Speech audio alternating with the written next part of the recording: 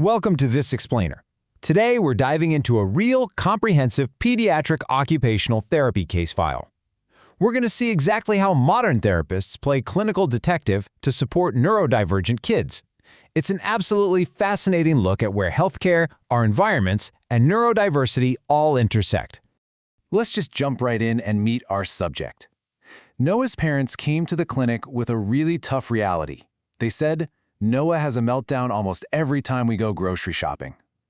So Noah is 4 years old, recently diagnosed with level 2 autism spectrum disorder, and he's an incredibly bright kid who lives with his parents and his 7-year-old sister. But man, he's facing some major hurdles right now. He gets intensely distressed during basic daily transitions, his diet is highly restricted to fewer than 10 foods, and he suffers from severe meltdowns in highly stimulating places like that grocery store. So, Section 1, the clinical investigation, looking past the surface. To figure out why Noah is struggling so much with these everyday tasks, our occupational therapist has to launch a full-blown clinical investigation. They need to uncover the sensory mismatches hiding right beneath those surface behaviors, using what's called the Canadian Practice Process Framework, or the CPPF, as our roadmap. The therapist starts by auditing Noah's pediatric chart. This is the real detective work phase. They're checking for physiological issues, like maybe nutritional insufficiency or GI problems from that 10-food diet. And they're meticulously tracking his preschool incident logs, looking for any signs of sensory-driven fight or flight responses. Now, when we organize all this scattered data using the CMOP-E framework, a really clear picture starts to emerge. Looking at Noah as a person, we see a nervous system that is highly over-responsive to sounds and touch, paired with a strong visual memory but limited self-regulation. So you see, his challenges aren't rooted in defiance or bad behavior, not at all. Instead, we're looking at a severe mismatch between his sensitive neurological profile and the loud, completely unpredictable environments he's forced to navigate, like his bustling preschool. But how do you gather all this data safely without triggering a bunch of distress for Noah? Well, the therapist uses a highly targeted assessment battery. They collaborate with his caregivers to prioritize goals, they do naturalistic observations at his preschool, and apply standardized sensory measures. They also run a functional self-care audit to figure out exactly what sensory barriers are popping up during dressing and feeding. And, this is brilliant, they use a play performance profile that actually incorporates his favorite 24-piece puzzles. This lets them assess his social and play skills in a way that feels totally safe and engaging to him.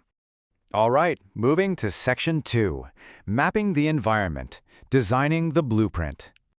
With the investigation complete, we transition to applying enablement skills, which really just means engaging the family, adapting the environment, and coaching the care team.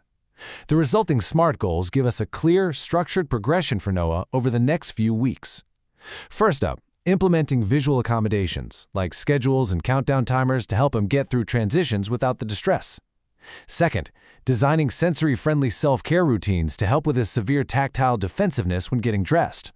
And finally, using his strong visual skills to help facilitate structured peer play and social inclusion. So rather than forcing Noah to just grit his teeth and tolerate pain, the therapist engineers the environment around him. Noah gets seamless, tagless clothing washed in scent-free detergents to completely bypass that itchy, tactile defensiveness. He's given a first-then visual board to make his day predictable, and noise-reducing headphones for community outings, like that really tough grocery store trip. Even at preschool, they use a simple designated floor mat during circle time to keep him physically distanced from loudspeakers and busy doorways. 10 minutes. That single milestone represents a massive shift. Just 10 minutes is this specific SMART goal set for Noah to engage in cooperative block building with a peer. By leveraging his exceptional visual spatial strengths, his love for building blocks, alongside some concrete visual turn-taking cards, the therapist is fostering true social inclusion in a way that actually honors his unique neurological profile. Now for Section 3, the stigma twist, the transition collision. So, the plan is working beautifully, right? But as Noah prepares to transition into kindergarten, a massive, highly emotional complication pops up. Fearing that Noah is going to face social exclusion and intense bullying and getting a lot of pressure from relatives demanding stricter discipline, Noah's parents, understandably, panic. His father actually admits, "I want him to stop flapping his hands and spinning his toys. It makes him look different." Along with the preschool teacher, they formally request a behavioral plan to eliminate his harmless hand flapping and toy spinning before the school year ends. This puts the therapist in a tough spot. They have to weigh these very real desires for social conformity directly against the biological reality of Noah's nervous system. You see, forced suppression of these natural movements actually increases internal tension, which essentially guarantees severe physiological rebound meltdowns later on. It's like putting a heavy lid on a boiling pot. On the flip side, neurodivergent stimming, like hand flapping or spinning a toy car's wheels, that's exactly how Noah sheds excess energy and restores his balance when he feels overwhelmed. Suppressing it removes his absolute best coping mechanism. Which brings us to Section 4, Affirming Neurodiversity, the Clinical Resolution. This part is an absolute masterclass on navigating systemic stigma. First off, the therapist validates the father's protective urge to shield his son from bullying, because that's a very real fear for any parent. But then they provide crucial psychoeducation to both the parents and the school staff. They gently reframe these actions. They aren't defiant behavioral problems that need to be disciplined out of him. They are vital release valves for Noah's nervous system. These are self-regulatory behaviors completely necessary for him to process the overwhelming world around him. This right here is a paradigm shift we can all learn from. The therapist firmly refuses the behavior elimination plan. The rule is simple. As long as the behavior is safe, non-injurious, and doesn't stop him from learning, it stays. Instead, the therapist coaches the entire team on proactive co-regulation strategies. They focus on giving him sensory breaks and modifying the environment before his stress ever reaches that boiling point. The core clinical rule: modify the environment to support the child rather than modifying the child's safe behaviors to fit the environment.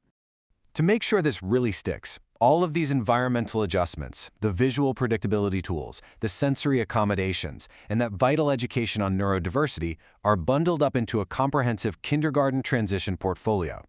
This document gets shared directly with his new school team. It guarantees that as Noah makes this massive leap into kindergarten, he maintains structural continuity. He doesn't lose the exact supports that are finally helping him thrive. As we close out this case file, it really forces us to ask how we approach neurodiversity in our own communities, in our schools, and our healthcare systems. When a child like Noah acts differently just to feel safe, where should the burden of change really fall? Are we changing the environment to support the child, or changing the child to comfort society?